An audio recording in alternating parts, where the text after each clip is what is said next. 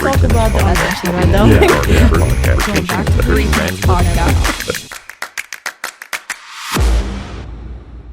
Welcome back to the Three Tenets Podcast, the show that gives an in-depth look at Army National Guard recruiting, retention, and attrition management with soldiers in the field and instructors at the schoolhouse, as well as updates from the Strength Maintenance Training Battalion. I'm Caly Allen. And I'm Richard Friend, and this is the Three Tenets Podcast. Today we get to sit down and talk with Staff Sergeant Georgia Varoucha. Several of you may know her from social media, but that is only a small portion of who she is. Welcome to the Three Tenets Podcast, V. Thank y'all for having me. Super excited to be here. Yeah, I'm so glad to have you.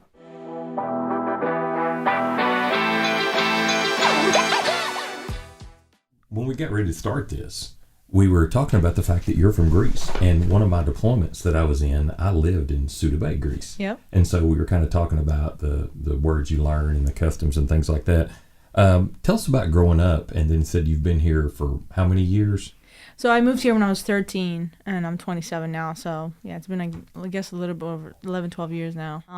So, you know, island living, it's so different from living here in the U.S. now. But we had farms and animals and A lot of goats, and everything we grew, we ate. You know, it was awesome. Looking back, I definitely took it for granted when I was there. You know, because I now live in populated New Jersey, so it's definitely a big change. But my family still lives there, so I definitely visit, you know, yearly and everything like that. So, what made you want to enlist in the Guard? Part of it was I was like moving to the U.S. I had a green card, so I was a green card holder, and I utilized the, you know, naturalization process through the Army National Guard to become a citizen. So that was a main factor why I wanted to join, but also to pay for college. I had selfish reasons why, you know, I wanted to join at first. Now, obviously, I stay for different reasons, but my family, you know, we don't come from money. Again, we immigrated from Greece, so when the college idea came around, my mom was kind of like, hey, you're either taking loans out or like you're going to go to college in Greece. So I was like, okay, I'm definitely going to figure this out, Mom. So I went to a recruiter and I was like, hey, what are my options? And then, you know, I went through the process, and so I joined for free college, not knowing all the opportunities that would come about after that.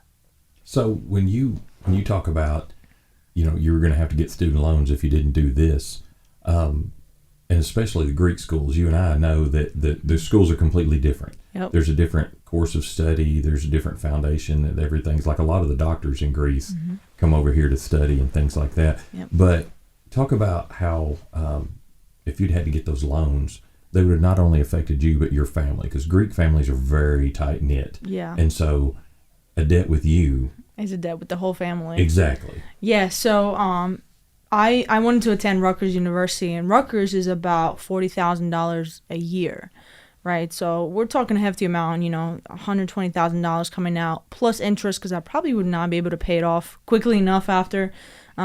So looking at that, it was scary, you know, because I do loans in my family as a whole, and like especially with Greek people, as you said, is not, you know, we don't believe in borrowing money, right? So if you can afford it, you do it. If you have to get a loan, you can't afford it. So that's why the idea of like, hey, you either figure it out or you're going back to Greece. And again, we moved here to chase the American dream. We moved here for a better opportunity. So me going back to Greece was never an option.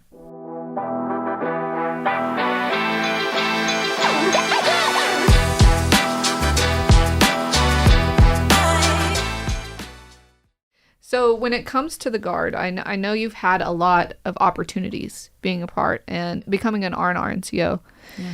And so when you became an R&R NCO, did you find it challenging? Like, when did you start that? What was that like for you? So when I first joined, I joined as 36 Bravo Financial Management. And I thought that was awesome. I was like, wow, this is, you know, I qualified. I took the ASVAB, I passed, right? Barely speaking English. Like, I was in basic training, not understanding drill sergeants. Swear to God. So the opportunity, you know, came about. I came back to the state, and I was just like the biggest fan of the National Guard because of everything that it's been able to do for me. So I told my friends, I told my soccer people, I told my whole school. So I ended up giving like 7 enlistments to my recruiter, and my recruiter was like, hold on, like, do you want to do this? Like, because you're good. Like, do you want to be an assistant for us? So that's how it came about. And then I applied for AGR and everything. Didn't get it the first time. Had to take a GT enhancement course, so I applied again, finally got it.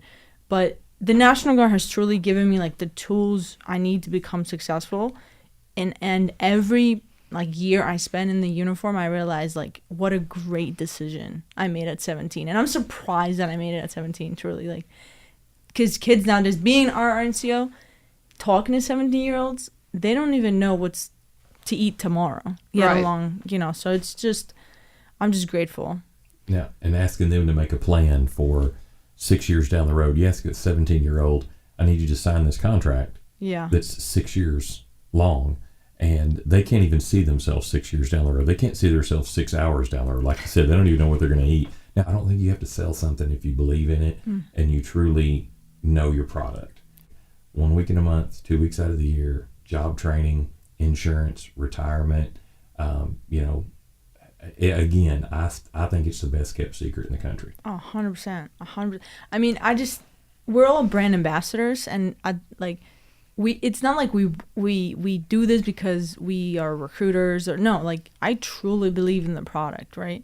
So it's so easy for us to sell it. I'm not even selling. I'm just telling you my experience, my story, and people get sold from that. That's how you know you have a good product. So I'm so confident in my ability to recruit, for example. I love recruiting, and that is not, for a lot of other branches, that's not something you hear a lot, but in the National Guard, we do have you live here, you serve here, you work here. People grow up and they go to the same high school that they went to and go recruit out of that same high school a lot of times. So you kind of feel you have that like instant fulfillment going and like helping your community directly.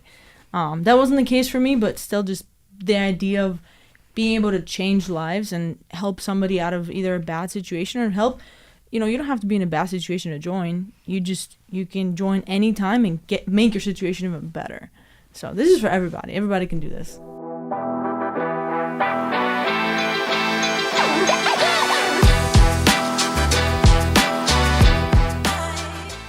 Let's kind of talk about your bread and butter. Yeah.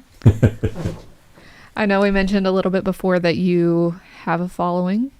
People may know you, may know your face, your voice. Now hold on.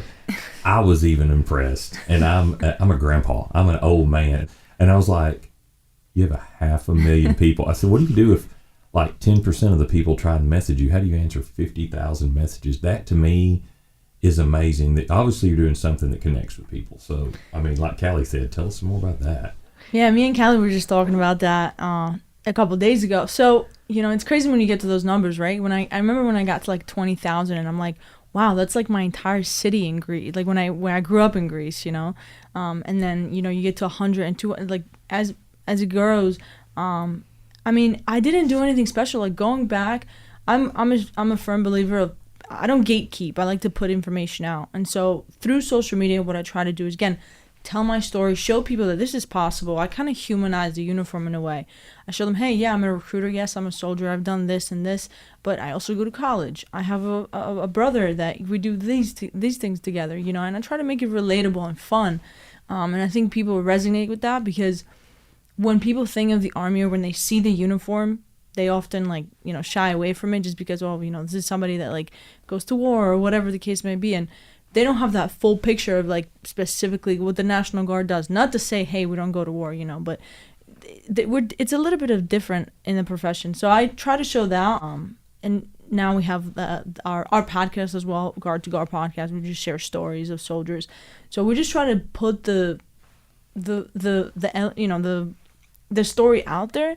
And I think people like it because it's real and it's not something that's like a documentary or it's just something behind the scenes. I show day my life, what I do, and people are like, oh, okay, I can trust this person. They're showing me, kind of like the inside. A lot of people don't know that your first video wasn't even really military related that made you go viral. It was a soccer video. I was also very early when that platform opened up, so it was more opportunity for growth. But then I just kept posting every day consistently, and it just kind of like a snowball effect after that. Realistically, social media is like a part-time job because you have to dedicate time outside of your work, especially if they're not allowing you to do it during work, which they should.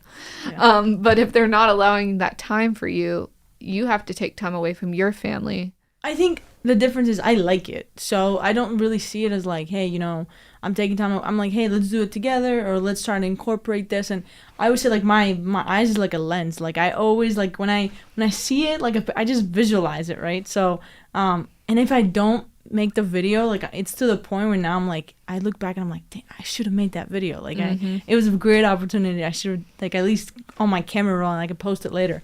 And that's another thing you can do. As recruiters, I've talked to a lot of RNCOs. I've done some training for marketing with different states, and I'm like, listen, you don't have to, when you record it, you don't have to edit and post at the same time.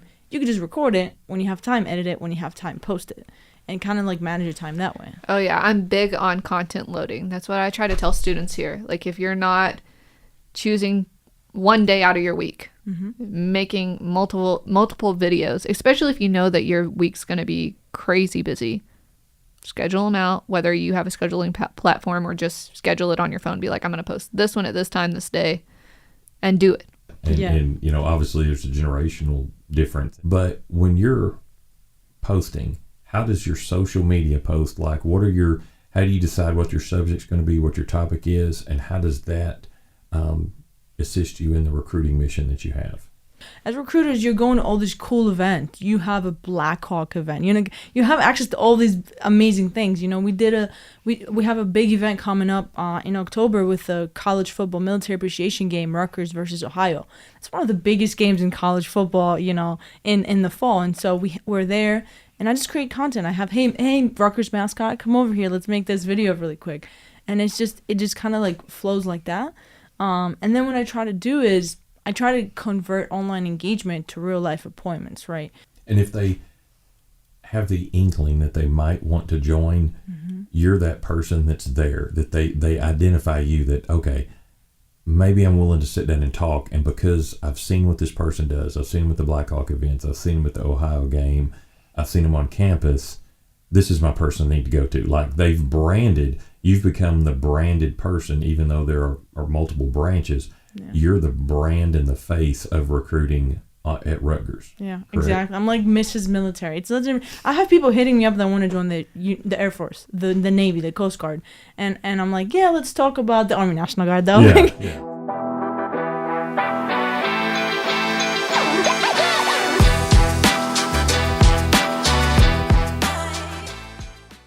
Could you kind of tell us what it's like to gain a lead from social media and turn that into an enlistment? What is that process for you? So it usually goes something like this, and it differs from person to person, but normally they find me on either platform and they'll DM me, direct message me, right? And they'll just ask a question. Hey, I took the ASVAB, I scored an 18, what should I do? I'm like, oh, hey, John, congrats on deciding to join the military. Let's talk a little bit about more how you can improve on the ASVAB. So it's not instant, hey, do you want to join the National Guard? No, it's just, let me just talk to this person a little bit. And then when I realize, hey, okay, where are you from? Oh, you're from New Jersey? Okay, where do you live? Oh, okay, that was a practice ASVAB you took? Okay, let's talk about the National Guard. Do you know about the National Guard? And then, hey, give me your phone number. And then, okay. We transfer that lead right from Instagram. I make a phone call, and then they're in my office within the week. And it's not complicated at all. You just can't go for the hit in the first message because people get turned off. For me personally, I probably get like per year maybe 5 or 6 of my mission from social media, but all my enlistments know me from social media. They don't necessarily hit me up on social media, but they know me from there. So when they come into the office, it's just an easier conversation. Social media is so good for you that you don't have to rely on phone calls to fill in the gaps. Correct. I'm telling you right now, there are hundreds of recruiters listening to this right now going, oh my God, I wish. So that's pretty cool. I like that. I think people just forget that it's about the dedication. Like, you dedicated your time, your energy, your efforts into social media. And that's what's gotten you there. Yeah, you still put the work in. Yeah. You just did it in a different avenue. If you're looking at someone's page, what is the biggest thing that you see that people are doing wrong when they're posting and when they're trying to gain leads? And let's make this as an R&R NCO's perspective, right? What are they doing incorrectly that they could probably change? You want me to be honest? Yeah, be honest. Okay. They're being boring.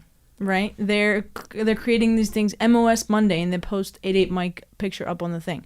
Guess what? Everyone's doing that. Every military branch recruiter is doing that already. So what do you have to bring to the table that's different?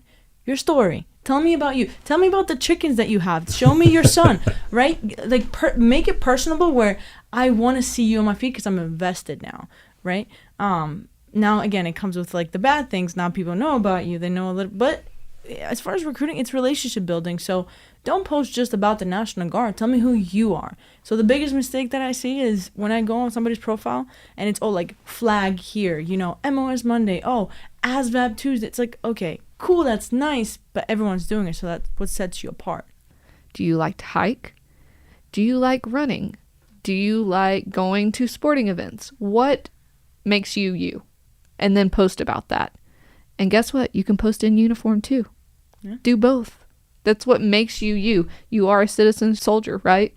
So, I mean, you have all of these great qualities, and once people start seeing those, they're going to want to ask you more questions. I mean, you hit it right on the nail, right? You just said do both. You're a citizen soldier. You be both, do both. Show me that, right? Because if I'm somebody that posts in uniform all the time, but you're in the National Guard, that's confusing. What? Okay, I'm just going to go to the Marines. Like, they do the same thing. So show that in on social media. And let me clarify, this is no shade to them. Yeah, no shade. I mean, no shade. Social media didn't work for me for like 2 years. Right. That's what people don't see. They don't see the unliked. And you can scroll through my Instagram profile and go all the way down. No one liked my posts. No one liked my posts. The comments were like my cousins. Like, oh, I'm so proud of you. Like, it was never this for 2 years. So you never know when you're gonna be. And viral is. You don't have to go viral. If you have 100 people's attention, 10 of those people are quality. Yeah. You don't have to have viral. If you can get 10 people from those 100 to really believe in the mission, believe in you, they're going to come to your office. You start the relationship and you enlist them. What do you do to continue the actual, I know the relationship starts in the digital media.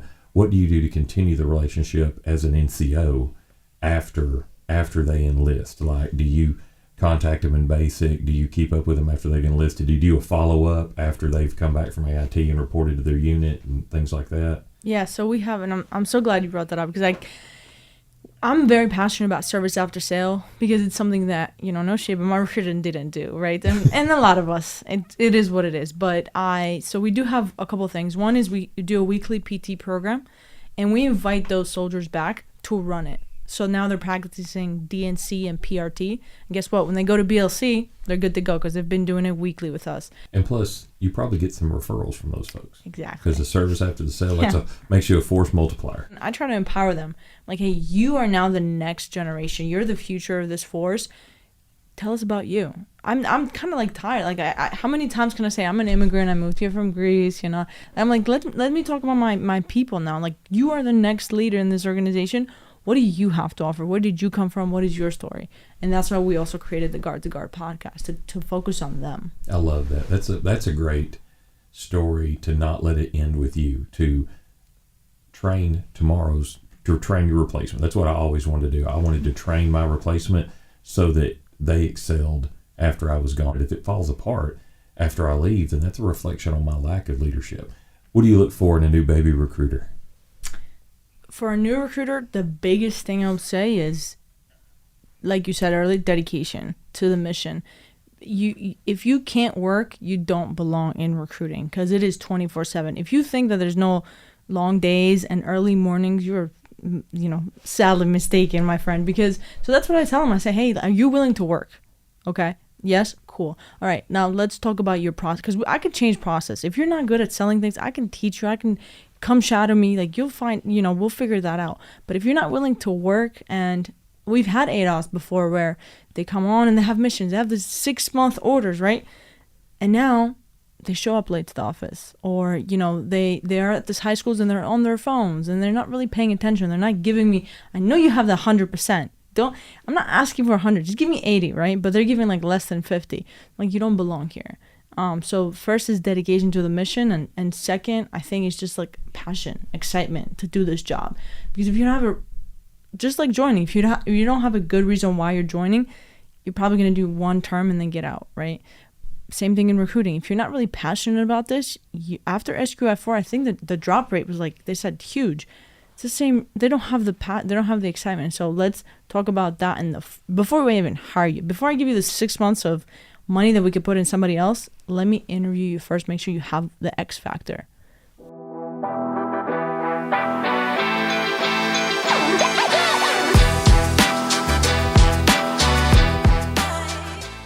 So you mentioned that you are here for SLC, which is Senior Leader course. How has that been going for you? For me, like I love it because of like we learn like ego view things, right? Ego like from the top to bottom, because until now I kind of felt like, okay, it's all about me, okay, my development, it's about my thing. But now I'm like, wait, like you said before, there are other people that are coming after me. So what can I do as a leader in this organization to better prepare you? And I think coming here kind of reminds me of, why I joined, because I'm looking for those mentorship opportunities. I'm looking for, hey, like, what else do we have? Because, doing recruiting day to day, it gets boring sometimes. It's like, okay, you go to the office, you put some people in boots, blah, blah, blah. Come in here, I've been here for the RSP cadre course. That was awesome, right? It reminded me of NCO things, drilling, PRT. I was here for the digital marketing group. That was awesome. I came here for SQI4, now SLC. I came here to a working group for SQI4 to go over lesson material. So like these things, and it just kind of makes you feel like someone's listening and someone cares. They're inviting us out here, and they really are taking the feedback and making changes. And for me personally, it's like, okay, what I do and what I say does matter, right? Because sometimes you don't feel that in your organization back in the States, because it's just constant. It's moving, right? Day to day, boom. Put mission first, mission first, mission first. Coming here to Little Rock sometimes just like a step back, like, oh, this is how things work. What's your view as the generation after mine for what you could do to improve the product and selling of the product that we've got out now? I kind of talked a little bit about, in my class in SLC, I talked about this a little bit. So I said, we're recruiting and retention, we do attrition management, but what about sales, right? Because think about this, every company in the civilian world that does sales in some way, shape, or form, they have a real like sales training. And not to say that we don't get that in SQI4, we do. We have the CCSM or some CT, or I don't know the acronym, but you ask the why, right? Hey, why do you want? Okay, but why? But like real sales training, like something where one of these bigger, maybe civilian, something that's what works for Nike. Come teach us how to do this, right? And let's put some more time into that. I would love to see something like that happen in the National Guard. I think it's possible. We have David Ramsey develop the financial readiness program for the National Guard recently, and I thought that was a huge hit. I had it in all my high schools. Like, listen, if you follow this step by step, it's gonna bring you to a good financial spot, and it has for me. I'm a big fan of his. So if we could implement a little bit more of like the citizen things into our soldier life, I think it's gonna just gonna continue to grow. But some of the working groups that I've been, it was like the SQI4. We just went through all the lessons in SQI4 and just kind of like fixed the wording a little bit and some of the questions and answers, some of the scenarios.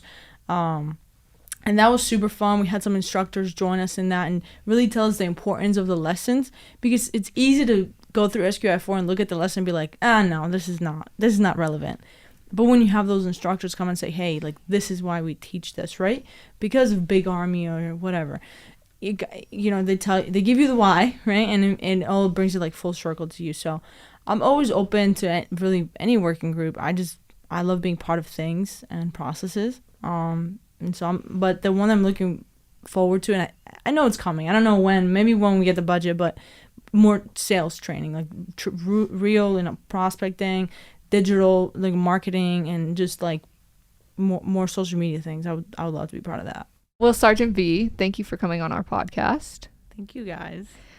We know the listeners are probably wondering how they can get in contact with you, follow you. So can you give out your handle and just kind of tell us where they can find you at, what platforms? Yes. So I am on probably all the platforms you can find me on, but on Instagram, it's _G team. So it's _G team. Okay, and I have the verified badge on there on purpose because people are like trying to steal profiles and stuff. So you'll find me. I'm the only one. And podcast is on all podcast platforms. It's Guard, the letter 2 Guard podcast. So Guard to Guard podcast, and you'll hear us say some cool stuff on there. Thanks for listening to the Three Tenets Podcast. Before we go, make sure to follow us on social media if you haven't already, and be on the lookout for our monthly Three Tenets newsletter. Then stay tuned for next month's episode where we get to meet up with another special guest.